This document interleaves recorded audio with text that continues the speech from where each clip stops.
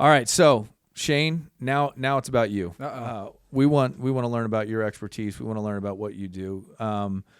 So let's start with a fun or surprising thing about Salisbury University most people don't know. Oh gosh, I would say we are the perfect size institution. We're not too big. We're not too small, right? A lot of students, when you're looking for a college, you're either gonna find a big school or a small school. A lot of small schools, I would consider a small school is about 3,000 students or less. A big school is probably 10,000 students or more. But Salisbury is falling right now, enrollment right around 7,000. We have the 7,000 number. So it's perfectly in between a large or a small school. And so we provide the mix of a large and a small school. It's very dynamic in that way, where everywhere you go on campus, you know a few people, so you're comfortable, but you're never going to know everybody, right? But instead of like at a big school, you're always introducing yourself to people. Hi, my name's Shane. I'm a biology major, right? And at Salisbury, the people that you know places actually introduce you to new people. And so it's a snowball effect. The more people that you know somewhere, the more people that you meet, but there's enough people that you'll never know everybody. And so it's a very cool social environment. That is one of the biggest things I think that provides the vibe of Salisbury. And so students are looking for two big things now. Gone are the days of looking for colleges based off of just programs. I think students are looking for how close can I stay to my parents without being too close is the number one question. How far away am I willing to go? And the second is, what's the vibe? What's the vibe of the school? And so we have I think the best vibe of a school that I've personally ever felt on a campus. And it's because of, I think, the size of the school. Yeah. We try to always hit on the social, academic, and financial fit is how you win at the game. And it's a pretty interesting social aspect that you just hit on from two major factors: the distance from home, the environment, what this actual social aspect is. From an academic standpoint, how does that fall in line with the big school, small school, lecture style, versus a little bit more mentorship? Professors know you by name, so you guys aren't exactly the small school with the potentially smaller classes, or the big schools with professors don't even know who you are, right? You're a face in a crowd of, a couple hundred kids. Where Salisbury at? Is it different programs, different classes? It's kind of a mix because you guys are in that middle area from a total size? Yeah, so now you're getting into the college as a business aspect, the marketing stuff that we use. So our average class size right now is 22 students. So when I say average class size, I mean average class size from Bio 101 that everybody has to take to butterfly wing anatomy that 3 people are in. Right. You know what I mean? Yeah. And that's how schools determine their average class size. And so for us, average class size, 22. Okay. But in your first couple of years, from 7,000 average class size of 22, you're going to have probably 60 to 70 students in your classes in the first couple of years at SU. Okay. Right. And so that's sort of what to expect, 60 to 70 students. But when you get bigger schools and they have those numbers that are bolded, average class size, right? You get a Penn State, 70,000 students or so. Their average class size, maybe it's 30. I don't actually know what their average class size is, but let's say it is 30. That's not really the first couple of years. You're gonna have 500 people in those classrooms the first couple of years, and so that's important to know. So the academic side, we are a bit smaller on average than the size of our school because we have the student-faculty ratio, right? So here's another big one that people don't really totally understand what it means. But ours is 13-1, should be a 13-1, could be 14 now. Now go to search faster and go to the last tab. Sorry, I'm hitting Nile up.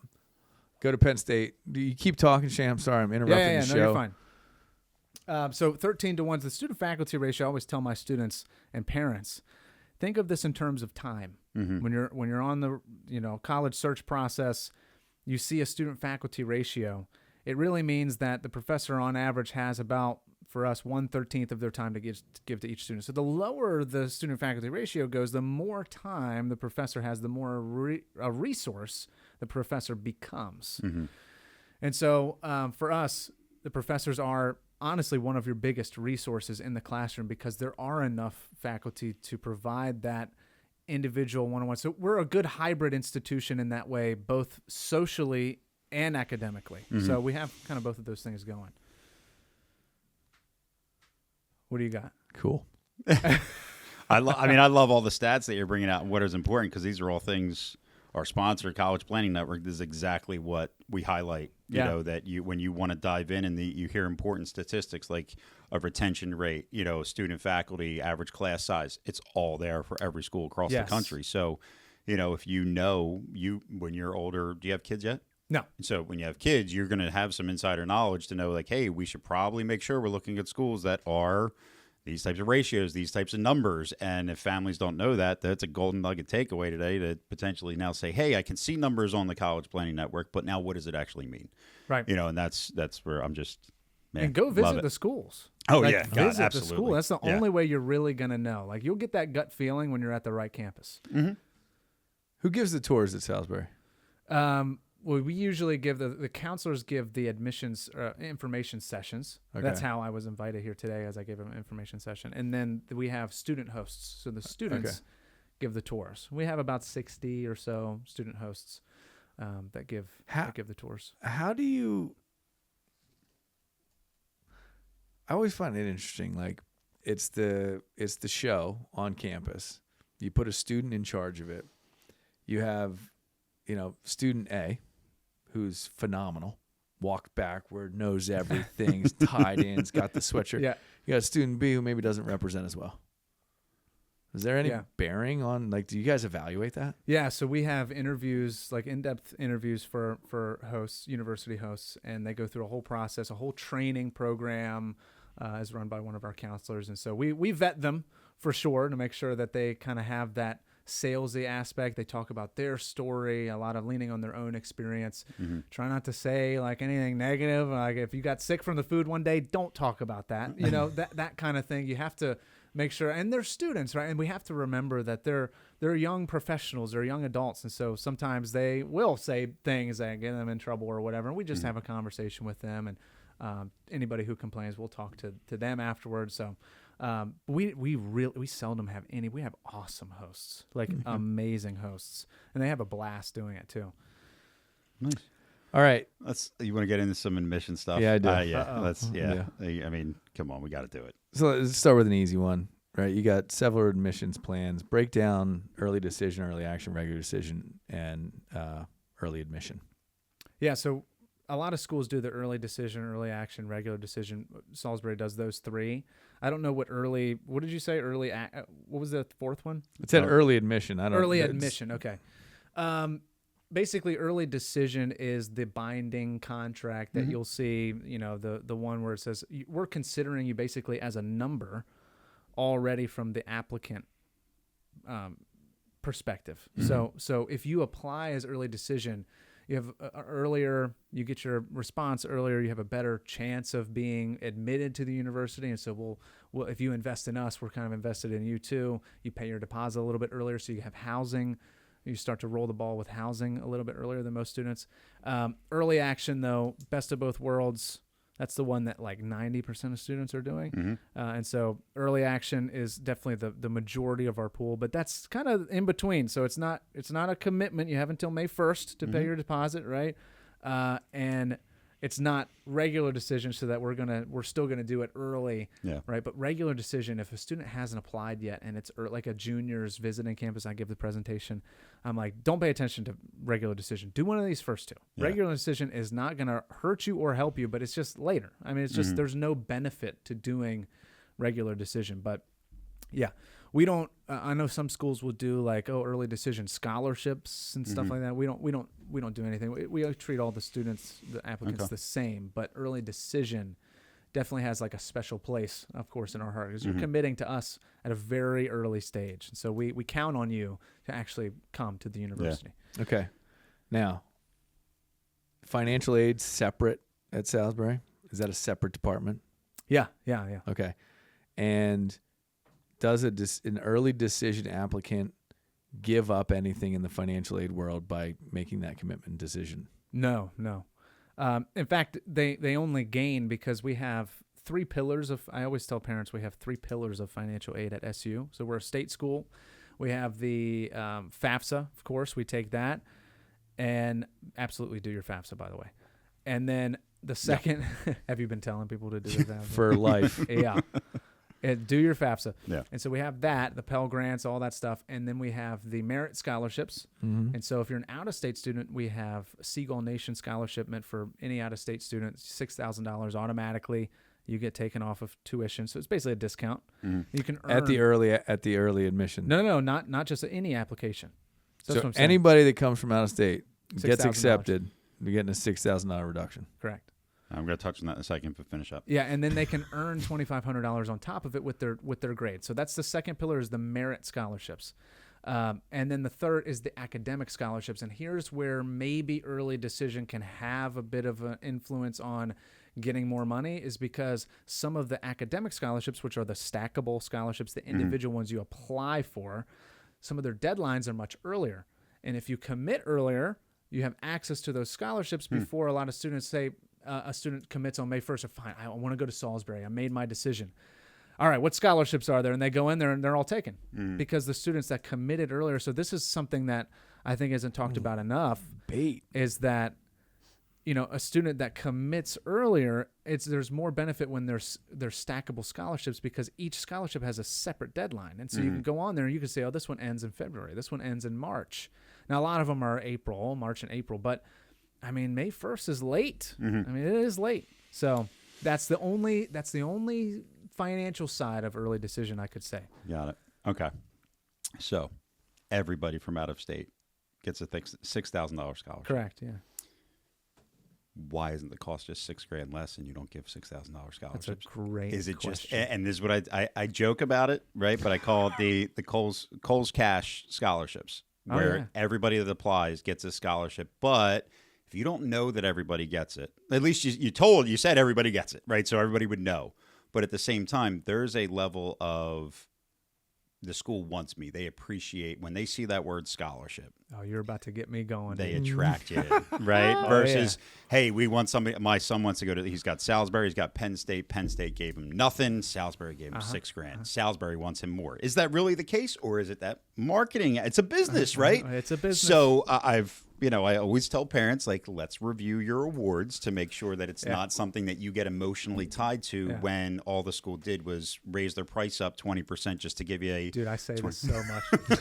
You're saying exactly what. So the one thing is that, to answer your question, really it's based off of, I believe it's a state school thing for us. So the 6,000 is our version of combating as much as we can of the out-of-state increase. So in-state tuition is like 11,000. Out-of-state is like 20,000. Yeah. And I think that's set by the Maryland Board of Education. I don't know for sure.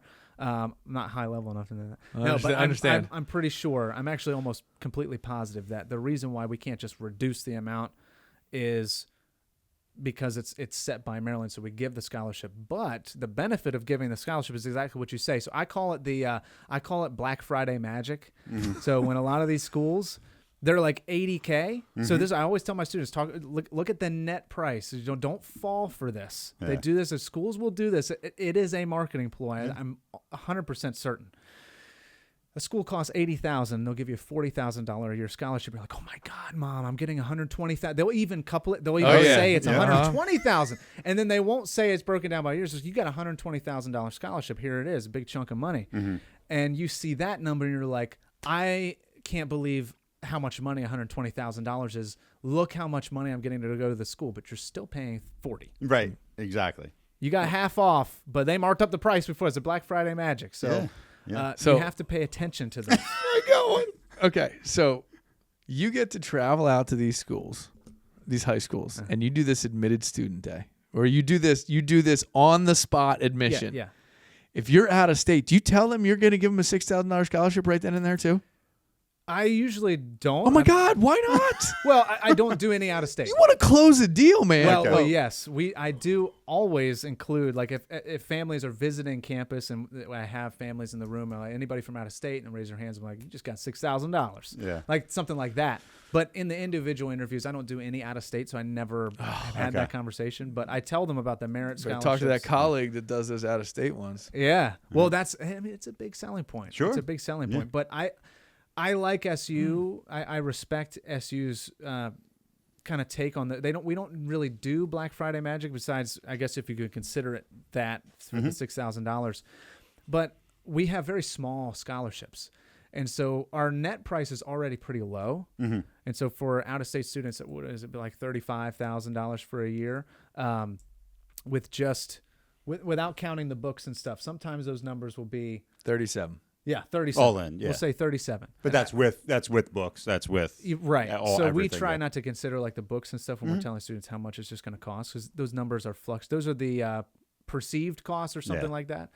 But for out-of-state students, or really any student, you whittle that down. I like how SU keeps the net price low, and the scholarships are pretty low too. Yeah. But you can stack them, and so you kind of death by 1,000 cuts your cost, which I appreciate more than just a school that gives one giant scholarship and sells you look, this is all we can give, but it's $50,000. They cost $90, and you're paying $40. You see what I'm saying? Yeah. Oh, we know. Oh yeah, I know. We know. We got. I know you know. I would love to just put this episode in front of that lady that got so upset with us about the Kohl's Cash. Oh. Kohl's Cash? You said that? Yeah, we said it. I said at a presentation, I said, look, I said, there's a school, and I mentioned the school, and I said, it was literally the exact example you just said. I said, it's $80,000.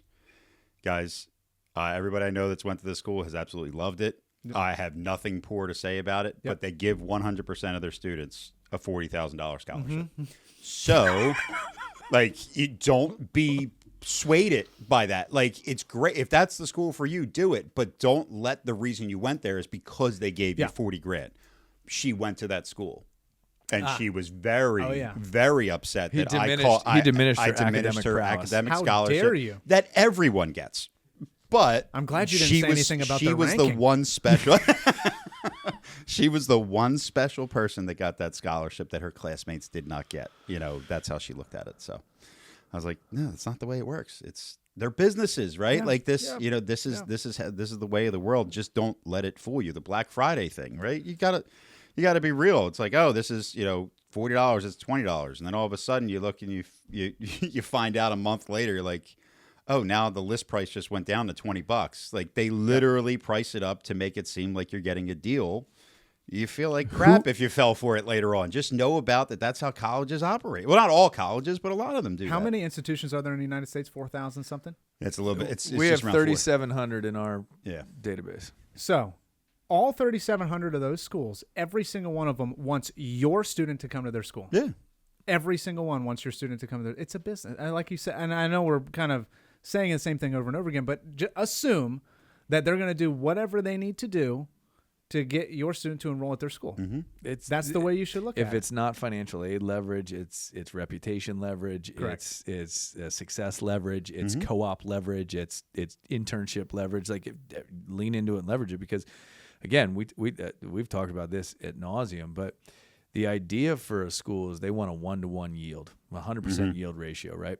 We send out one acceptance. We know we've got one student, which is why people lean into the early decision. Schools lean into early decision so much because, hey, I'm checking off the box. All right, we're already early. We got 1,000 people in early decision. Those 1,000 have committed to us. We've already filled our quota of 1,000. We've got 6 to go, right, or whatever it is. So the idea of a 1-to-1 yield is that if you give out an acceptance, you've got one student that's going to attend, right? And so that's your actual, not just the admissions rate, it's the actual attendance rate based on admission. And so if your student ranks, right, competition is real for that student. This is the whole point of it. So what is school A versus school B versus school C? How are they going to try and get you differently? Let me ask you a question on that. Do you know what schools students apply to? Do I know which ones they apply to? No, and you're about to get me on this whole demonstrated interest thing because I think that's really important too. Colleges, okay. I just want to wind you up and let you dude, roll. Come on, let's go. Colleges are looking at demonstrated interest. I don't see what other schools students apply for, but that's kind of the point I'm making, is that students are applying for 20 plus schools. Mm-hmm. It's crazy. They Common App, they just put all their stuff in Common App. Let me just apply to all these. Who knows? I'll get into somewhere. So we as the school don't have any idea if you actually care if you get in or not.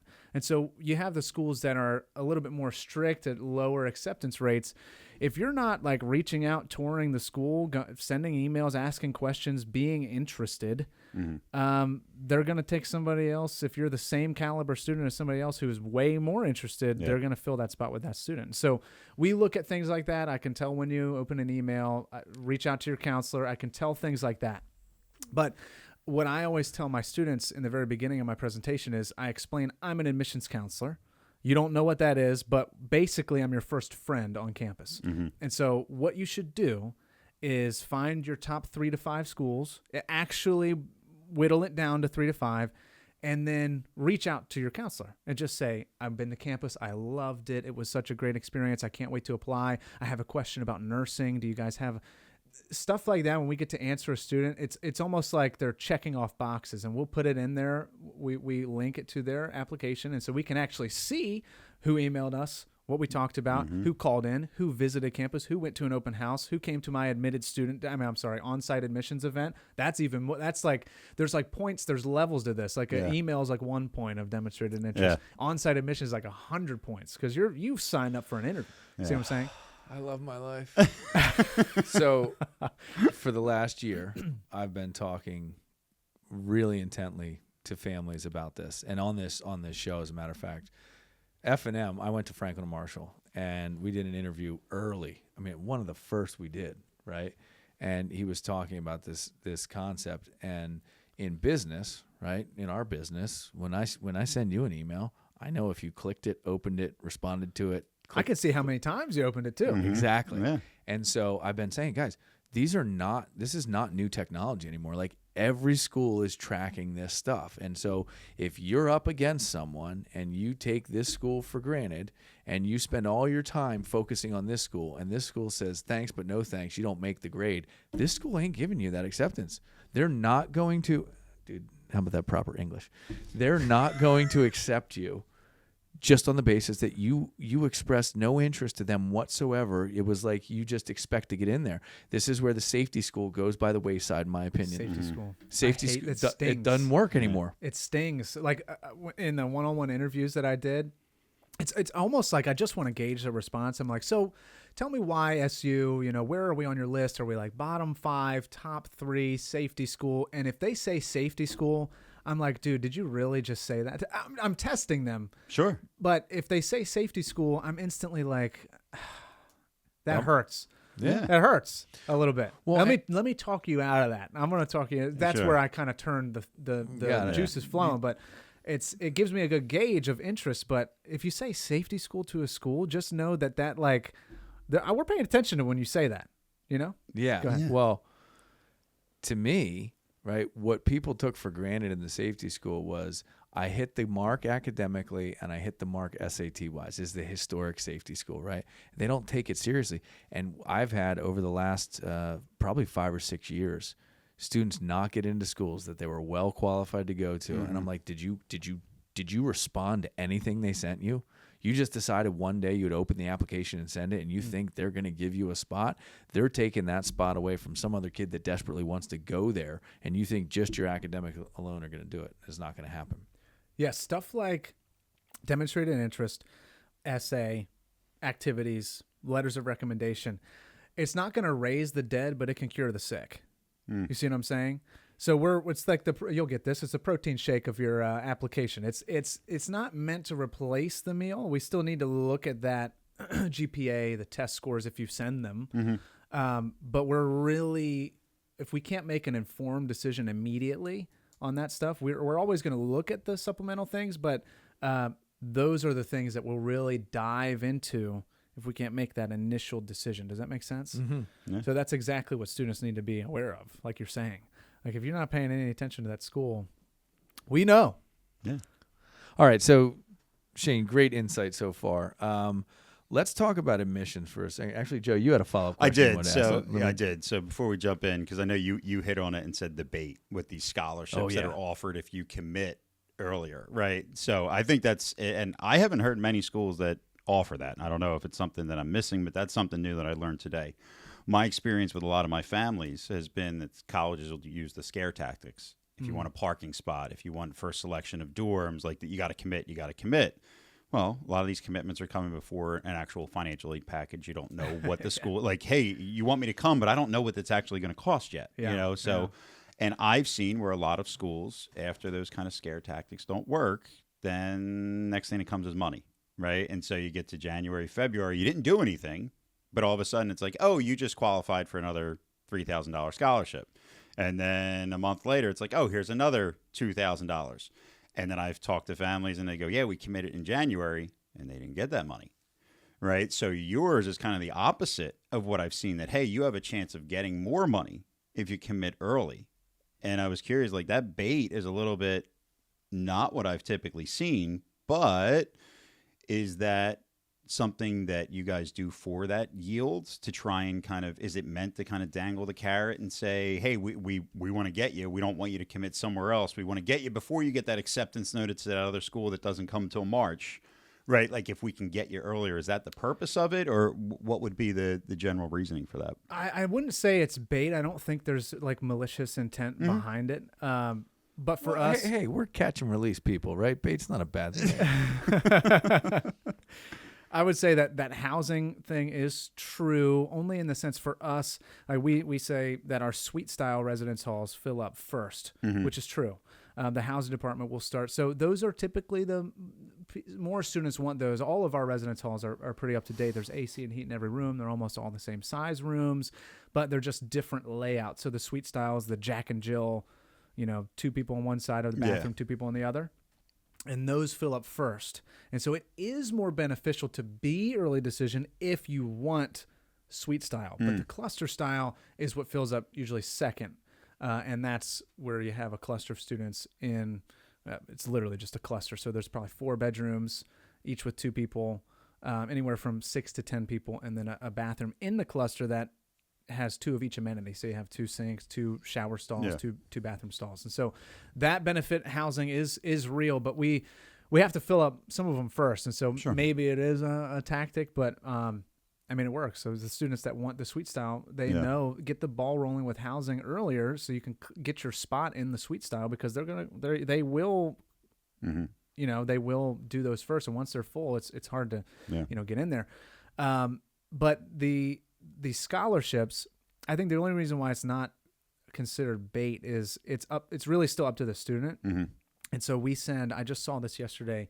I was checking out a student's application because there was some confusion on a scholarship, and we actually send invites to apply to scholarships early. And so if a student got admitted early decision, early action already, and a new scholarship on the scholarship portal has posted, they'll get an email or a message in their admission status portal to actually say, hey, we wanted to invite you to apply to this scholarship. You have the opportunity to apply to the scholarship, go into that. We give them directions, and it's up to them at that point. If you want to apply to that scholarship, has a certain deadline. And so there's a bunch of those. So those scholarships offered to anybody that's accepted at that point or committed? Accepted. Oh, okay. So you don't actually have to be committed to apply. Oh, okay. That was my misunderstanding. I thought it was only for students that were already committed. No. Okay. No. Okay. But what you said about FAFSA is true.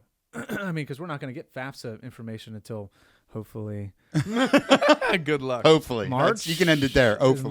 March good? That's assuming they can transmit, which they claim they can this year. Good. Well, if we have it by March, then all of our admitted student days are between March and April. And so we'll have financial aid at admitted student day, and the admitted student can come to visit campus, sit down one-on-one with a financial aid advisor, financial aid counselor, and talk about their FAFSA if they've submitted it, or just talk about how else to afford SU. Yeah. Application. What's the most important thing that comes on paper for SU? I think, we're looking at the GPA. We want to see how you did in high school. Now, that's the most important thing. Let's go there. There's been grade inflation all over the country. At universities down through high schools and all that, right? I'm a mediocre student, but I'm really a good kid, and I'm nice to my teachers, and they give me good grades. How do you combat that? And we don't. I mean, there's no way for me to do that. I If can't. however, if you required the SAT, you could. How so? Well, if I've got a kid that has a 4.2 GPA and their SAT score is an 880, one thing does not equal the other. What if they're a bad test taker? It's an excuse. Prepare. Yeah, that's a good You point. got a 4.2. You never took a test in high school, all the way through, That's a good point. right? I got to say, I've never really thought about it like that before. So that's another reason test optional has really helped enrollment. But I know for us, look, I get thousands of applications. I don't really have the time to go in and look at the county and be like, have they inflated their grades? Right. But we look at a couple things when we're looking at a transcript. We look at quality of coursework and, of course, how you did. So quality of coursework is going to be it's a graded scale we use in the application process, 1 out of 5. 1 being you never took any challenging courses, never took any honors, no AP, no nothing. And then 5 being like, holy crap, slow down. Yeah. You know, you've taken so many different things. Your GPA is so high from taking all of these classes. So Where do you want them? I mean, I think there's downsides to both of those, right? what do you mean? A 5 or a 1. A 5 being what's inflated? Yeah. And Or one- that Well, they like took every. You're pushing yourself too hard. Yeah. You know. Well, Getting out I mean, over that the looks skis. good on the transcript, though. Yeah. No, the student's got a 4.5 on a weighted 4.0 scale, and that just means they just killed all the AP, dual enrollment, that kind of stuff. Yeah. And those are the things that we are looking for. But yeah, that's a good. That's Isn't a good that point less about money for the SAT. school? What do you mean? Giving more scholarships? No. If I go, work with me here. It's a business. Yeah. You want people to pay you for 4 years. Yeah. I come in with 2 years worth of credentials already. You only Uh-huh. get paid for 2 years. Yeah. So, I mean, we would never talk somebody out of dual enrollment. The only time I think dual enrollment does a disservice to a student is if they have no idea what they want to do and they just got those gen eds out of the way and now they're thrusting into a 4-year school having no idea what they want to do, and now they don't have any gen eds to buffer their time there until they can sort of figure it out. Because the average student changes majors 3 times in the first 2 years. I'm an overachiever. I changed 4. But I still graduated on time with everybody else I moved in with. And so there was that period of about a year and a half where I was exploring a bunch of different options. Had I taken a bunch of dual enrollment, got my associates before I went in there, I wouldn't know. I would be wasting money. I'd have to take an extra year to figure that out.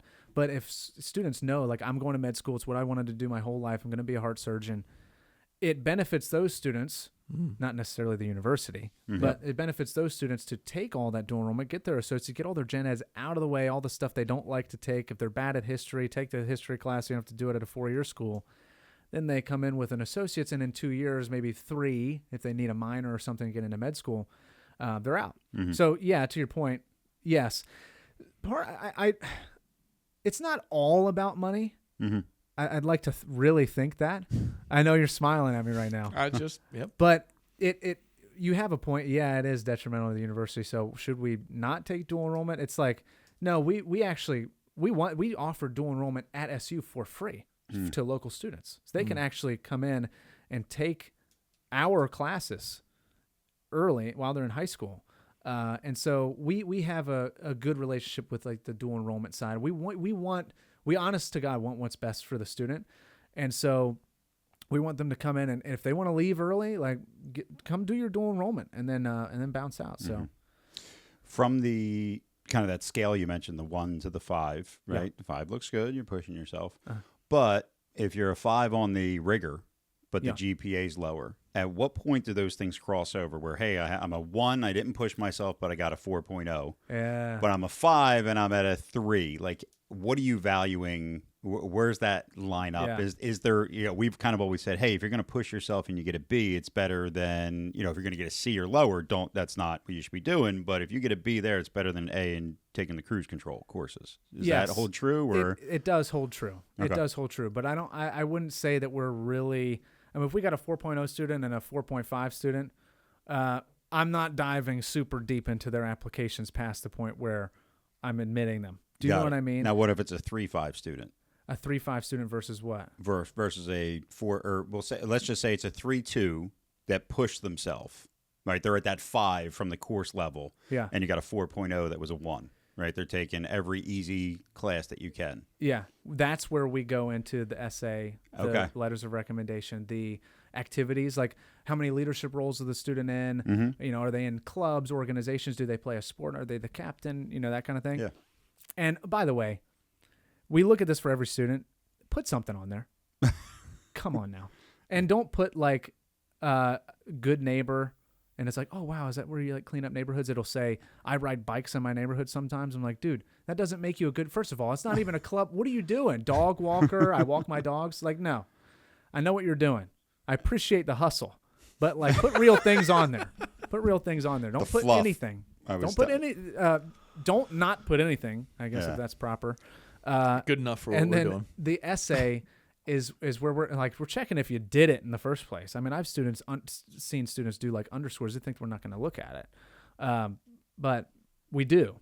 And so we're looking at your essay. What is it about? We want to see who you are, and so the essay is really your time to explain to the university, you know, your values. You know, have a compelling story. Usually, stories are the best. Stop talking about COVID. Stop talking about COVID and the big game essay. Oh my God, I've read so many big game essays. You know what I'm talking about? The big game Saturday. No, the big game essay is just like, it was bottom of the ninth. Oh, okay. It was raining and I was hands and knees on the field, just broke my ankle, but I knew this was my time to shine. And I look up at the goalkeeper right in the eyes. There's 5 seconds left. I've read that a million times. So I want you to write an essay and then polish it up, and then pretend that you found that essay on the ground in a Walmart parking lot. Pick it up and read it to yourself. And if you can honestly say, I know this stranger just a little bit better from this, that's a great essay. Stop talking yourself out of it. Stop trying to make it some grand thing, and just send it to the school, because that's what we're looking for. I want to envision you on this campus, and that's where those things make a difference, is if we're having a heart between two students, if it ever is in that situation. Yeah. I mean, to be honest with you, most of the time, like, we have so many applicants that if they meet a certain GPA threshold, we're kind of just, we're cranking. But we, of course, check that they did everything. But if we're having a hard time deciding on a student and they didn't have any activities, their essay was kind of meh, and they realized it was shorter, we're going to keep those students to the side, and we're going to wait for senior year grades. So, yeah, we try not to deny students this early either. Okay. We're always trying to give a chance for the senior year grades to come in, see how they're doing. Any Fs, they can retake the Fs. So it's a refinement process. Yes, Like, you're not a yes, but you're not a no yet. right. And there's also spring semester. So we have the first round of students, and we're going to see how many can get accepted. They don't quite meet the requirement. Then we're going to hold. We're going to look at senior year grades, and if after senior year grades they don't quite meet fall acceptance, but they meet spring acceptance, we'll accept the student for the spring. And if they don't meet either one of those, they're just outright denied. Yeah. And let's talk about that spring acceptance for a minute, because I think it's something people don't understand. My perspective, and I'm not the one in higher ed, is every school knows that a certain percentage of people are not going to make it. They're not going to, first semester freshman year, they found a party and they like it. And they don't go to class and they don't do what they're supposed to do, and they get invited not to return. Or they don't like the school and they leave. The school needs to replace those people, right? Is that what the spring semester acceptance is about? No. Perfect. I was a spring student. I didn't get that vibe. So I went to SU. I was not accepted for the fall, but I was accepted for the spring. And so really when we do that, we're thinking, all right, the student is just not quite at the level of our caliber of a student. We want to have them go to a community college for the fall, get some college level courses under their belt, and we're going to evaluate how they did in those courses. And they'll transfer over 99% of the time just fine.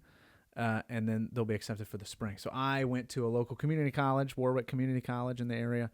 I took some courses at Warwick. I kind of got warmed up to the whole college vibe, what a college classroom, what the expectations are. I didn't really challenge myself in high school, to be honest with you. So then I kind of was able to walk before I ran in a way instead of just hitting the ground sprinting at college. And so in a way, that's how I like to think of the spring semesters. You're not denied. We want you to be here, but we think that we'd be doing you a disservice in the fall.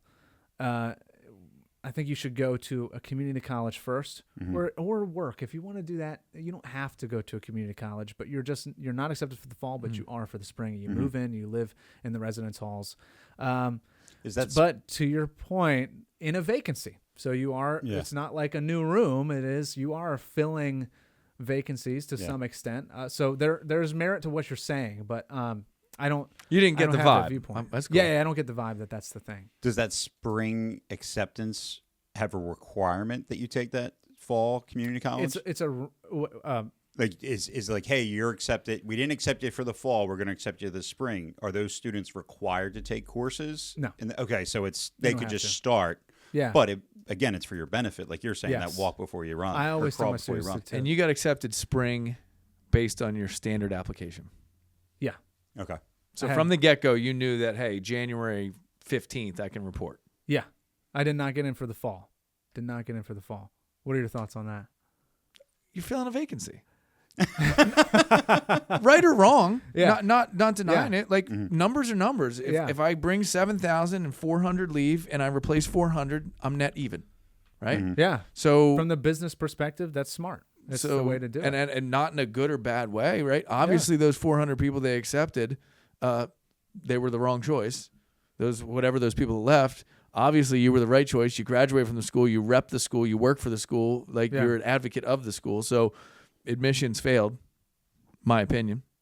Failed on me? Yeah. Oh, by not accepting me at the normal time? Yeah, I mean, let's live, like, hindsight's always 20/20. Yeah. They could have lost Some you. kid you could have gone to a different school, right? Yeah. You could have been a rock star for another school. They accepted some kid for whatever reason, left that school over you, right?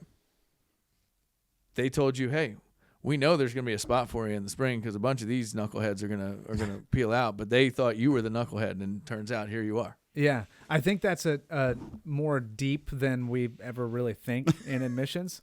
It's not more deep than they think in the business office. You're probably right. I mean, college is a business. But I think for us, just thinking about it those thoughts don't really cross my mind when I'm reviewing applicants. Like, oh, this guy's not going to be here in the spring. Let me just replace him with this guy. No. But that's how it shakes up. Percentage-wise, there are, though. That is how it shakes up. I'm sure. Yeah. I love this game. It's great.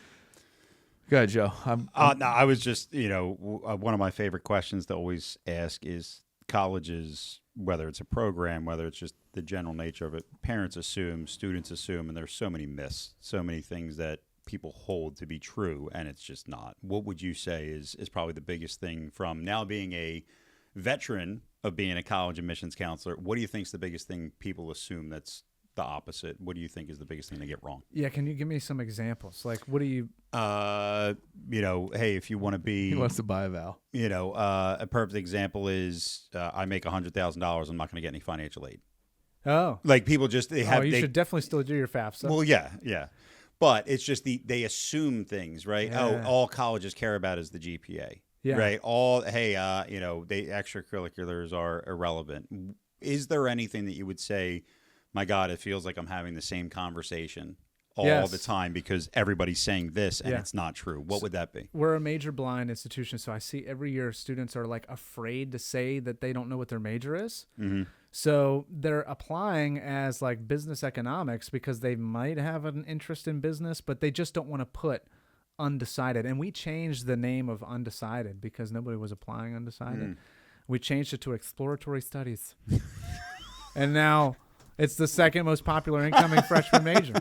It's like just that name Perception's change. reality. Yeah, it is, yeah. So I think one of the biggest myths that students think is they have to have everything figured out in high school. Their guidance counselors are saying, like, you really want to iron this out before you apply because they don't want to see, if you're nursing, that increases your chance. If you're business, their business school is prestigious. They want you there. They're going to review you as a business student. No. We're not, at least us, we're not doing that. So we're reviewing you as an applicant to Salisbury University in general. I don't care if you're nursing, business, half the students are going to change their major anyway. So we're not thinking about that kind of stuff. So this idea that you have to pick your major while you're in high school and don't apply undecided or exploratory studies because that makes your application look worse. Like, this guy doesn't know what he wants.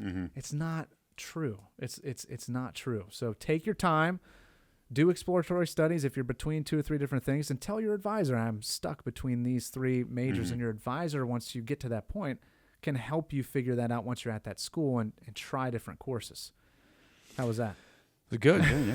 That was the only caveat I would add to the listening audience is that there are some majors at some schools that are highly competitive, and there are some professions that require an awfully rigorous number of courses to get to that. So don't just ignore, like, if you want to be a doctor, like, you better be in your bio classes, you better be in the chem classes, you better be in all that stuff early, because you're not getting the requirements. 100%.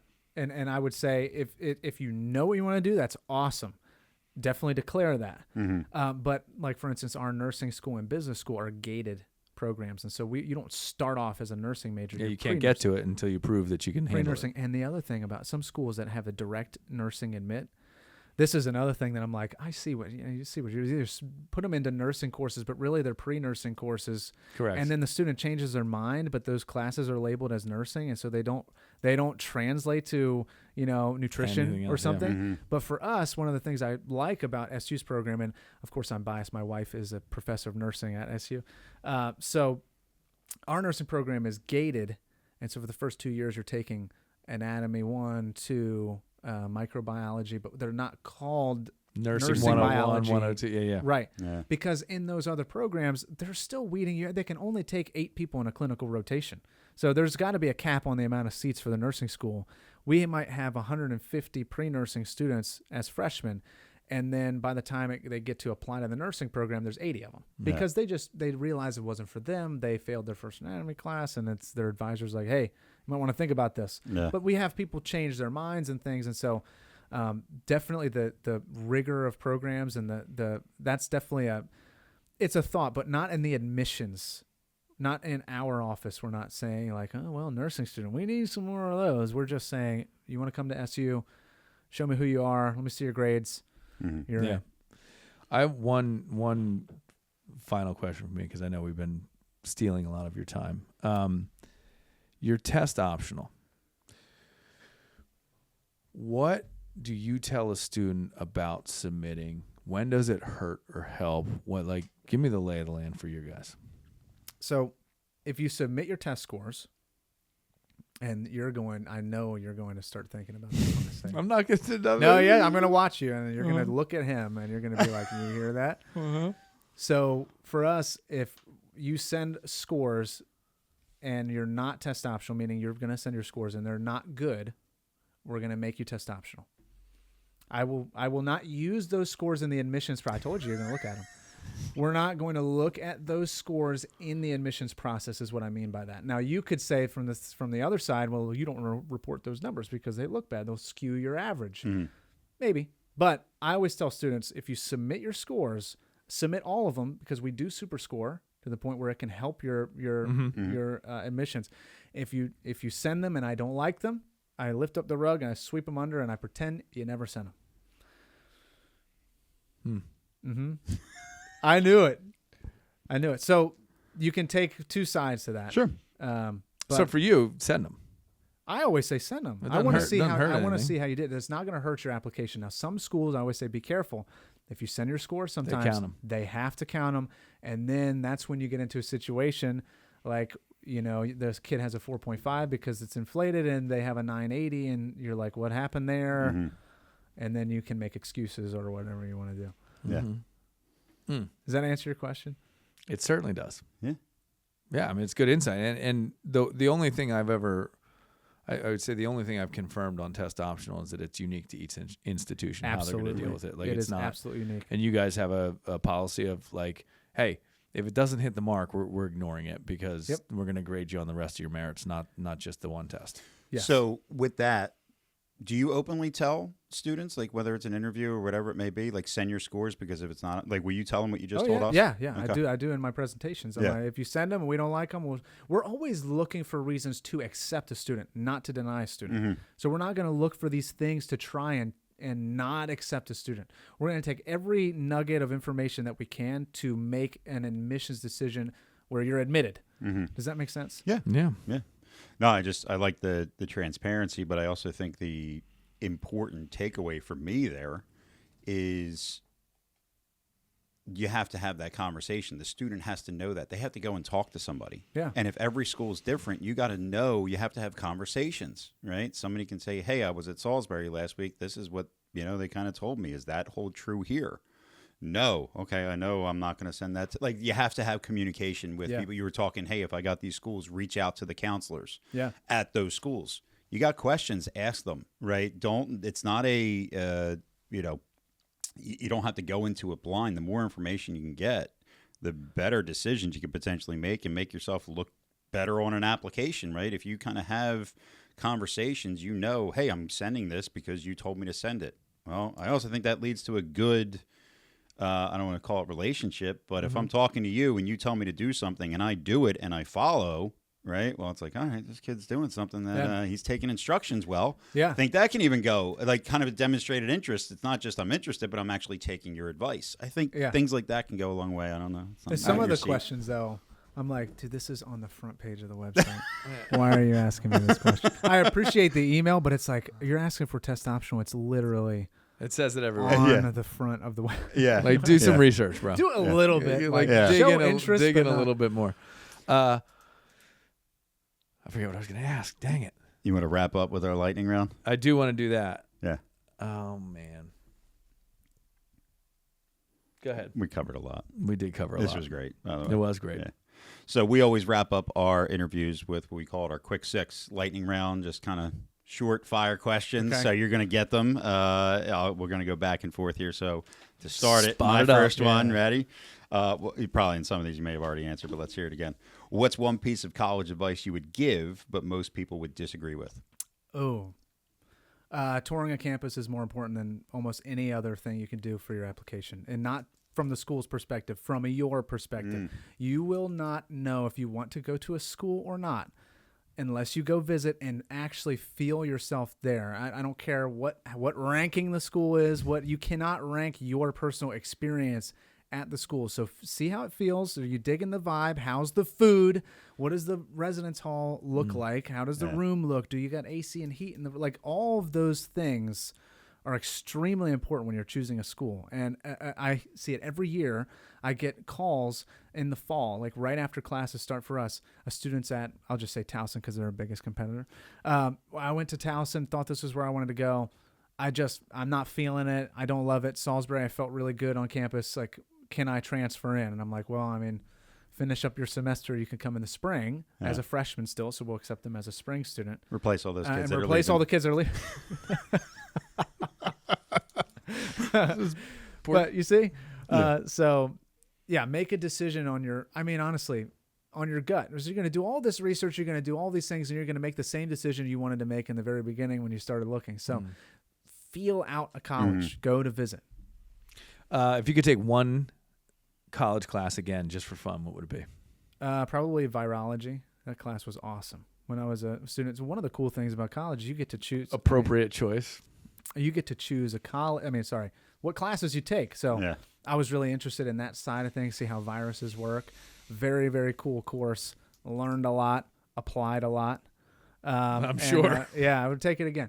They'd probably teach it a little bit differently now, wouldn't they? I bet. No, but I think that was one of my favorite. That was my favorite courses. Yeah. Very cool. What's the weirdest college tradition that you've ever witnessed or participated in? So something at SU, it's funny. We have like a big gorilla statue for whatever reason. That's not our mascot, but it's a piece of art that we have outside of the dining hall.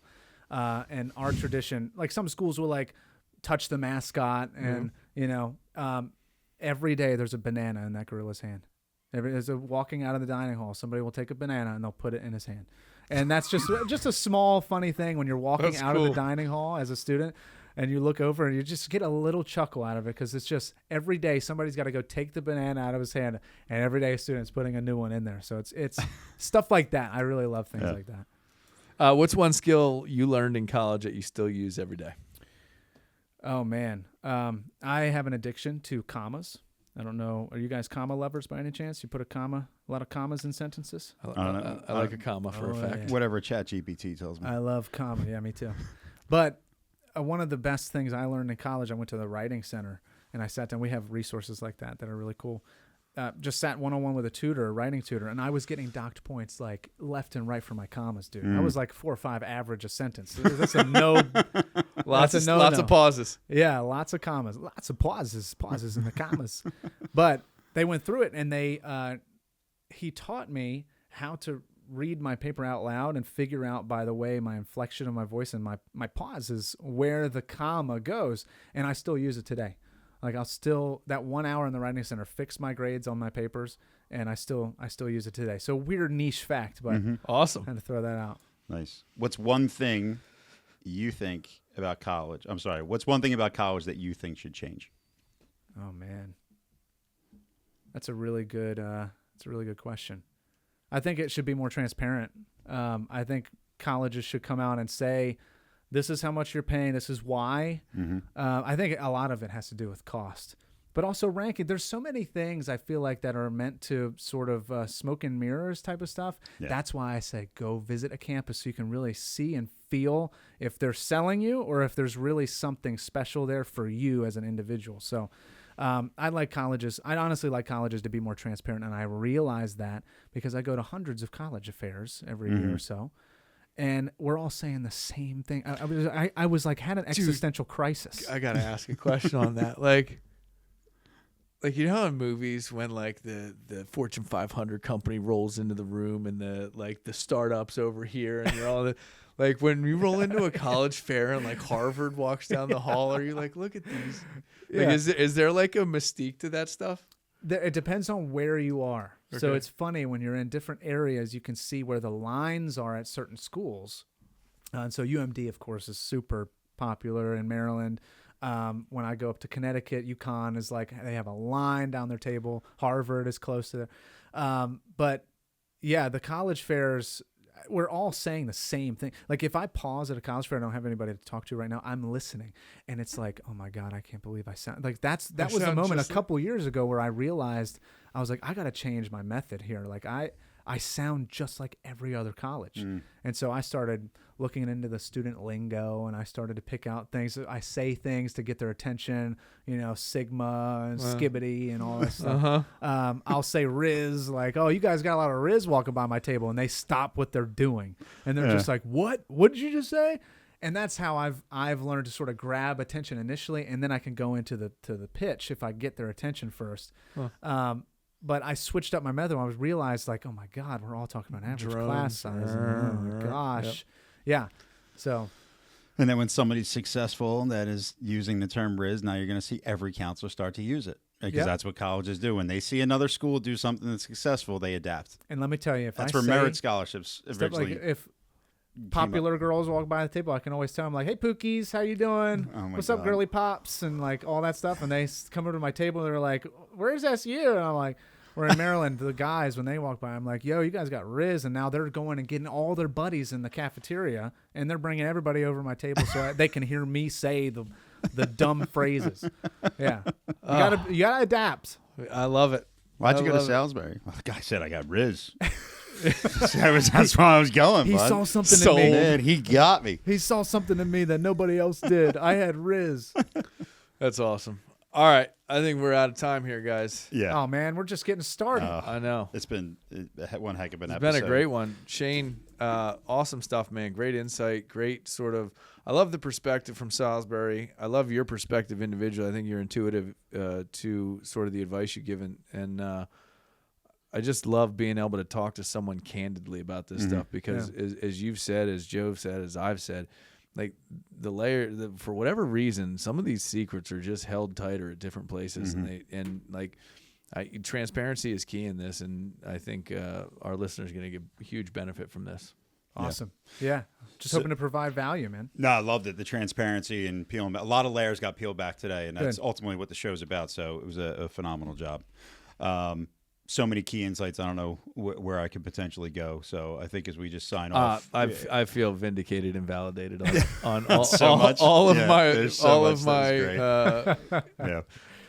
in between the lines analysis. Yeah. You know. So thanks for listening. Next week, we're going to be talking a little bit about college sports from the female side of things and what the future looks like for female sports. So make sure to tune into that episode.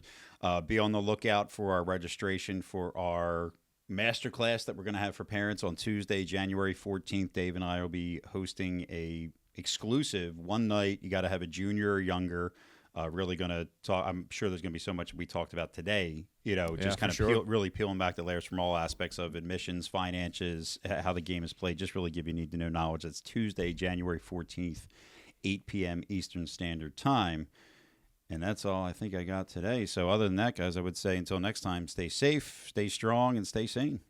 Yeah, this has been Elite College Knowledge. And Shane, we really appreciate being on the episode. Fantastic insight. Can't thank you enough. Thanks for having me. You got it. It's awesome.